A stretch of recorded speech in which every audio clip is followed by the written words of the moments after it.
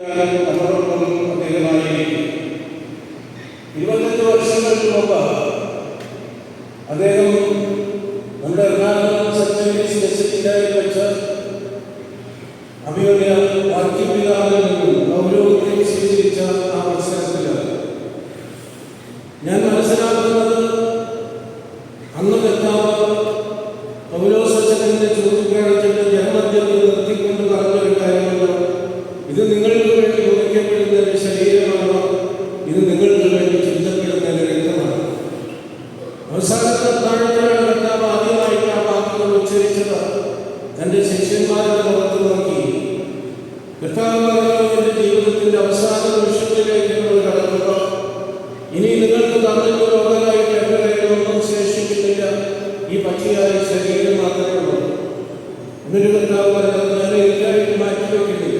ഈ ശരീരം നിങ്ങളുടെ രക്ഷയ്ക്ക് വേണ്ടി വിളിക്കാനും ഈ രക്തം നിങ്ങളുടെ രക്ഷയ്ക്ക് വേണ്ടി ചിന്താനും എനിക്ക് മടിയില്ല എന്ന് പറയുന്നു.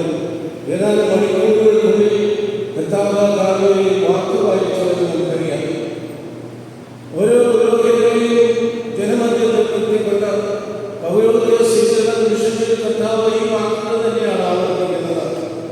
ഇന്ന് കർത്താവിന്റെ പകരസാന്നിധ്യമായി ജനമധ്യത്തിൽ നിൽക്കാൻ, ജനത്തിന് വേണ്ടി ശരീരം ഒരുക്കാനും രംഗം നീന്താനും ജീവൻ നൽകാനും രക്ഷ നൽകാനും വേണ്ടിയിട്ട് ഓരോ പുരോഹിതരും നിയോഗിക്കപ്പെടുന്നു. ഈ 25 വർഷം മുമ്പ് കർത്താവ് പൗലോസച്ചനെ നോക്കി പറഞ്ഞ ആ വാക്കുകൾ കഴിഞ്ഞ 25 വർഷമായി ഒറ്റ ദിവസവും മുടക്കം കൂടാതെ തൻ്റെ ജനത്തിൻ്റെ മുമ്പിൽ നിന്നുകൊണ്ട് പൗലോസച്ചൻ ആവർത്തിച്ചുകൊണ്ടിരിക്കുകയാണ്. ഓരോ പ്രഭാതത്തിലും ദിവ്യബലി അർപ്പിച്ചുകൊണ്ട് ദൈവം തന്നെ സൂക്ഷ്മത്തിന് ഏൽപ്പിച്ചിരിക്കുന്ന ദൈവജനത്തിൻ്റെ മുഖത്ത് നോക്കി അദ്ദേഹം കർത്താവിൻ്റെ വാക്കുകൾ ആവർത്തിക്കും. ഇത് നിങ്ങൾക്ക് വേണ്ടി മുറിക്കപ്പെടുന്ന എൻ്റെ ശരീരമാണ്, ഇത് നിങ്ങൾക്ക് വേണ്ടി ചിന്തപ്പെടുന്ന എൻ്റെ രക്തമാണ്. അത് ജനത്തിന് കൊടുക്കുന്ന വലിയൊരു വാക്കാണ്, വലിയൊരു വാഗ്ദാനമാണ്. ആ വാക്ക് പാലിക്കണം. നമുക്കറിയാം കർത്താവ് വാക്ക് പാലിച്ചു. അവസാനം ഒന്നും ശേഷിച്ചില്ല, ആ ബലി പൂർണ്ണമാകുകയായിരുന്നു. പൗലോസച്ചനെ സംബന്ധിച്ചിടത്തോളം അദ്ദേഹം ഒരു ബലിയർപ്പകൻ മാത്രമായിരുന്നില്ല, ബലിവസ്തുവാകാനായിട്ട് അങ്ങേയറ്റം പരിശ്രമിച്ചിട്ടുള്ള വ്യക്തിയാണ്. കത്തോലിക്ക പൗരോഹിത്യത്തിൻ്റെ മഹാത്മ്യതാണ്. ഒരു പുരോഹിതനും വെറും ബലിയർപ്പകനാകാൻ വിളിക്കപ്പെട്ടിരിക്കുന്നവരല്ല, യേശുവിനെ പോലെ ബലിവസ്തുവാകാൻ കൂടി അദ്ദേഹം കടപ്പെട്ടവനാണ്.